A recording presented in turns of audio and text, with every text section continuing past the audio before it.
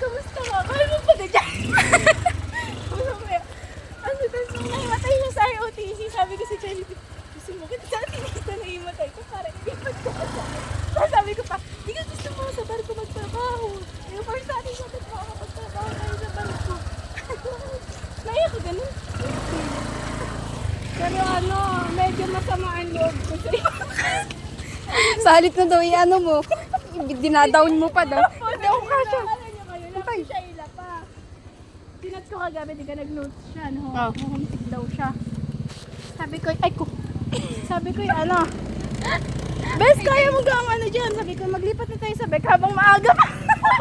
Tapos sabi ko, paano kapag ano? Sabi ko, best, isipin mo kapag tuwing hapon, pagod na pagod ka, tapos wala si Maya, wala si Berly, wala ang mama sa'yo.